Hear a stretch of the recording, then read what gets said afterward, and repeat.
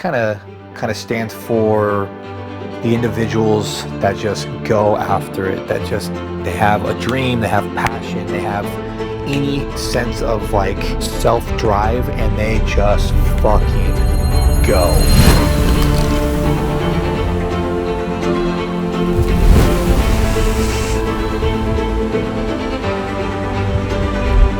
I had a conversation with a guy stocking the Walmart freezer section. We got to talking, and he asked if I was there competing. I said, yeah. And he goes, you know, man, I just love stocking shelves. The brand is for people like that just have a passion, that just, it don't matter what the fuck you enjoy doing.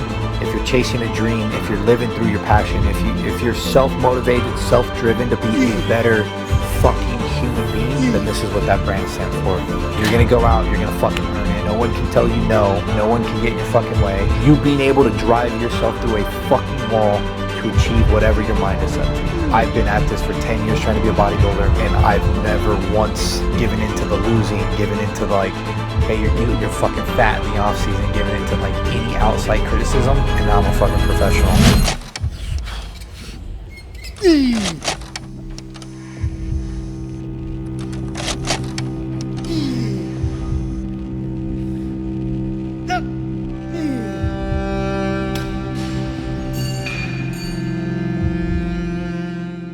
I mean, the history of Garrett and I like completely revolves around bodybuilding. Like, it doesn't matter where we've been, bodybuilding's been a thing.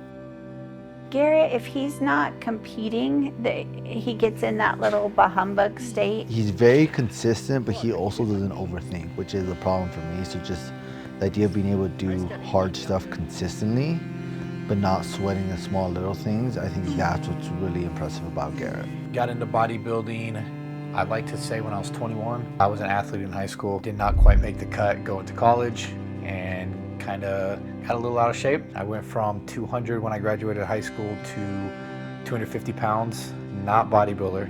I happened to run into a old teammate from high school who had started lifting weights. I was like, holy shit, bro, like, you know, you're looking good, man. Can I go to the gym with you? And he's like, yeah, absolutely. And I started working out with him. And 6 months later, I had dropped all 50 pounds back down to 200. And I mean, from like my strength increases, from the way my body transformed, I was like, well, shit, man, like, you know, this is kind of cool. Kept at it from there. And I moved down to Tucson to go to the U of A. Being down there, being around more high-level athletes, it kind of got into competing. And I actually happened to work with a bikini competitor. I kind of got into the competitive side of things through her. And I did my first show self-coached in men's physique, and then did my second show as well, self-coached in men's physique. And then from there, I just kind of took off, fell in love with it, and haven't looked back yet.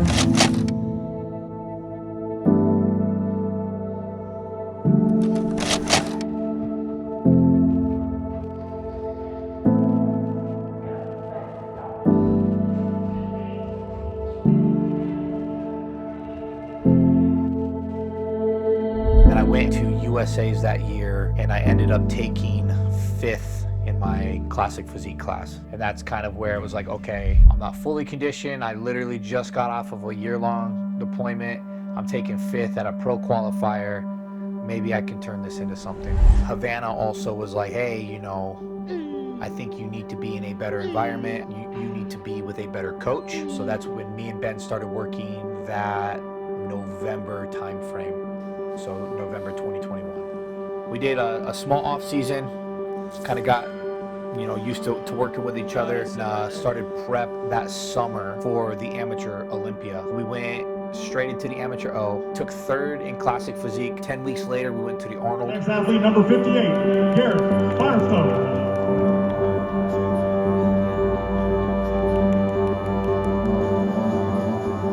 In my opinion, the Arnold was my best look that Ben and I have done together. And we ended up taking 2nd, which at the Arnold Amateur, only one person wins their pro card, and that's the overall winner. But we had just missed the mark again because of the back being so weak. And we decided to continue on 10 weeks later to Junior USA's in South Carolina. And that's kind of where things went south. 6 weeks out, we should have pulled out. My body kind of stopped responding. It was tired, fatigue built up. But being the competitor I am, I was willing to run through a fucking wall to get back on stage. And what did we do? Got on stage. And I actually ended up taking like 12th place that show. That's like the worst placing I've ever had. And that's when we were like, okay, we need, you know, let's shut it down and we'll go into an off season. That was 23. Goal was to get back on stage summer of 24. So another year-long off season. A couple weeks into that prep was when I tore my quad tendon. We were hack squatting, we were hitting legs at 4th Ave. And when I feel good, I feel good. You know, I want to push the limits a little bit. That's just, you know, what we do. And I was like, all right, Jeff, let's load up the hack squat and put 6 plates on each side. And had the 6 plates on. First rep, went down. Basically at the bottom, left knee buckles. And I'm like, fuck, man. That did not feel good. And I'm pretty sure in the video you can see me turn to Jeff and be like, man, I don't know. I think I fucked my knee up. Like, that did not feel good. Let me do another rep and check. And I got it back up on my own. I rack it. And I'm like, fuck, dude, I think I fucked my knee up. So we called the hack squats off. I tried to move around a little bit. I could put pressure on it. So it wasn't anything too crazy. But I ended up going and do quad extensions to see kind of where my pain level was. Called it quits there. So I got an MRI done, and this one came back, hey, you tore your quad tendon 90% of the way through, and your meniscus 40% of the way through. And I was like, well, fuck, probably shouldn't be prepping anymore. Pulled out of prep, went down to Tucson, talked to the orthopedic surgeon. He was like, well, it's not 100% of the way torn. I don't want to cut you open.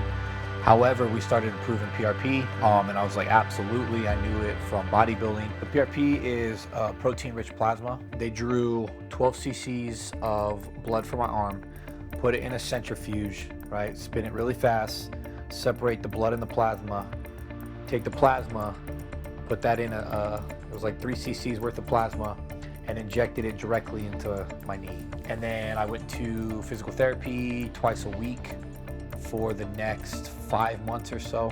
And I'll be real, man, like the healthiest either one of my knees has ever felt. That's when I called Ben up and was like, USA's? And he's like, well, shit, well, call me tomorrow, we'll see, you know. We talked and we're like, okay, we can make it happen.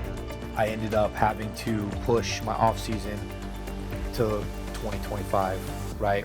Which is where we ran into the situation with not being qualified anymore.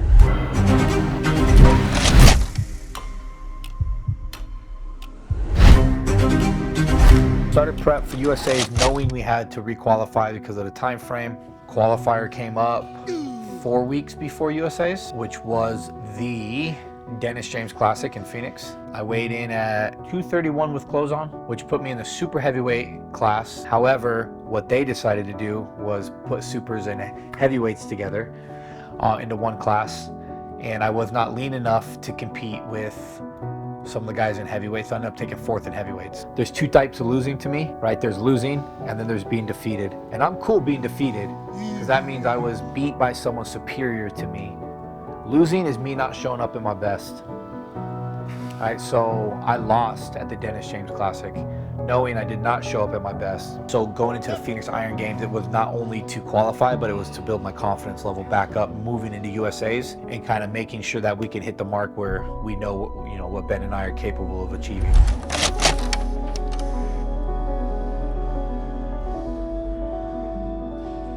So we went to the Phoenix Iron Games, which was a week before USA's.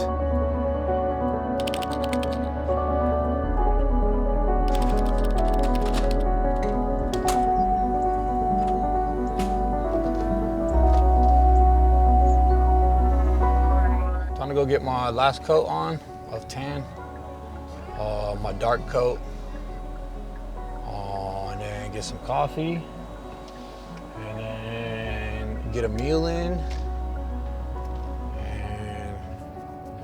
Basically, that's it. Saturdays are easy. Show days are easy, man. Oh,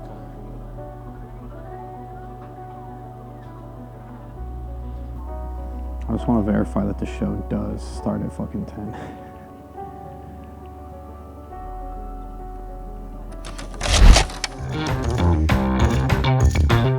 Game time. Nightmares come true.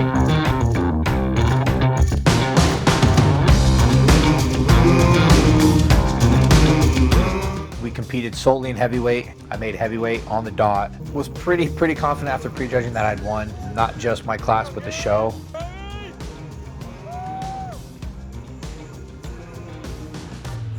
And, you know, eventually ended up winning the overall in heavyweight bodybuilding at the Phoenix Iron Games. Your winner of the Open Heavyweight is competitor number 10.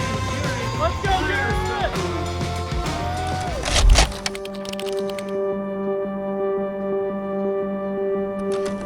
Competed Saturday at the Phoenix Iron Games. That's when we won the overall, and then left Tuesday for Vegas. We got up there, Airbnb was beautiful. So it was Havana, me, and Ember the first night, and then, you know, Brian and Juan got up there Wednesday night, and then my dad up there Friday night. So Wednesday was kind of like that pre-check-in day for us, where we shave, making sure I'm ready for check-ins, because check-ins was at 9 in the morning, which is kind of cool. Havana was on baby duty, so she made sure Ember was taken care of. She made sure that Ember basically was able to be a baby and do what, you know, babies do without overcomplicating my portion of the trip. And then of course Brian there, and then Juan being the right-hand man, you know, whatever Brian needed, whatever I needed, whatever Havana needed, he was kind of that middleman, just being able to be pulled all over the place to make sure that everybody was taken care of. And then, you know, we just all got to hang out. Hopefully, you know, everybody kind of got to see a side of bodybuilding most people don't get to see, which is the lead up to the show.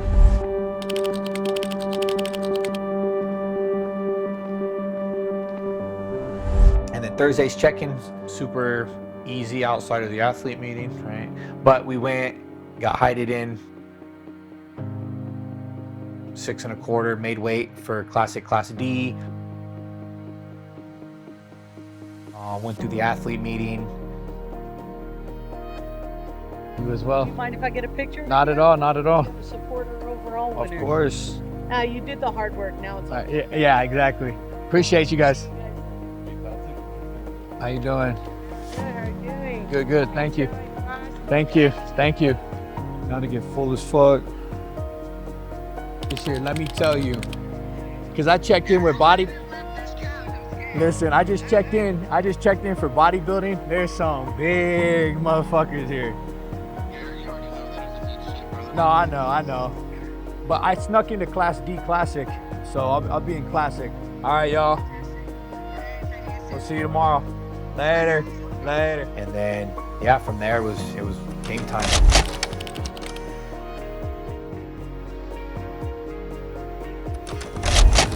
People. It is, I believe, 6:45. Yeah, 6:48. Took check-in photos for Ben, 221.6. Sent up photos over to Ben. Come here, mamas. We're both extremely happy with the look. Probably gonna repeat, super similar to what we did yesterday. And then of course the baby breakfast. She eats cream of rice for breakfast.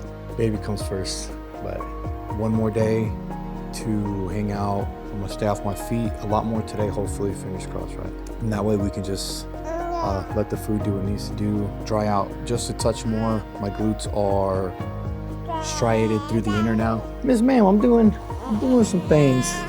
Yeah, you want to say something? You want to say good morning to everybody? Say it to the mic, say it to the mic. But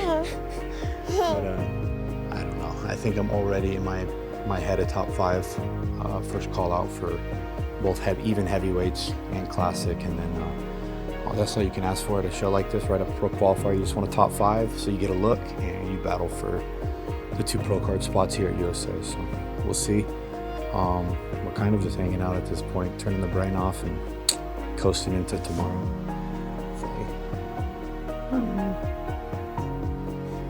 Time to feed a baby.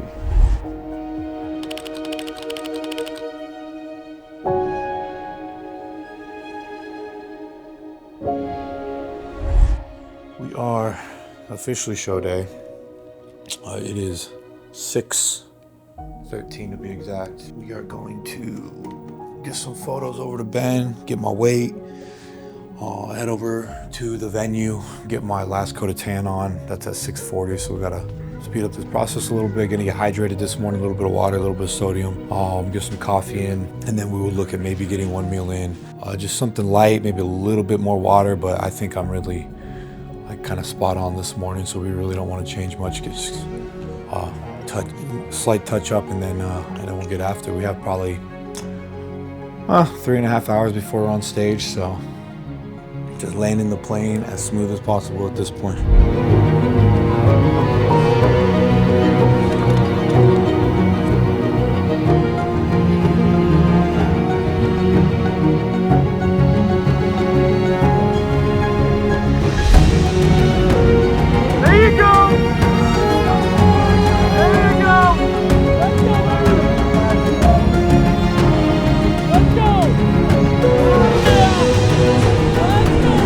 When true prejudging starts. So they bring everybody out onto the diagonal on stage, and that's when they make their first call outs, right? And that's based on how good you look individually and also how good you looked in the initial lineup, hitting that front double and back double with all your quarter turns. So as a competitor, first call outs is literally everything. 377. Let's go, baby! If you don't hit first call outs, your chance to win is over. Like completely botched, right? Me being the lowest number, I was the first person called out. When you're called out first, you go right to the center, and they called out 8 of us. So I split center. They moved like 2 people in and out of that middle. At that point, right, I'm in the middle, pose your ass off, right? Pose your ass off, whatever you got to do. Pose, pose, pose, pose, pose. Hope they don't call your number. That's all that's going through your head is like, listen, no numbers called. Okay, we're chilling. It's ultimately just like turn the brain off, pose really fucking hard, and only listen for your number. If you don't hear your number, you're good. So then what was the feeling after they say thank you, gentlemen, and you realize, oh, I just stayed center the whole time? Yeah, basically that I did it. I teared up on stage. If we can get the video and you see me like that bent over like holy fuck. I actually on stage was like, holy fuck, we just did it. And then I stand back up and I put my hands up and I teared up a little bit walking off stage. It was just like, that's actually, funny enough, is where like all that emotion was released.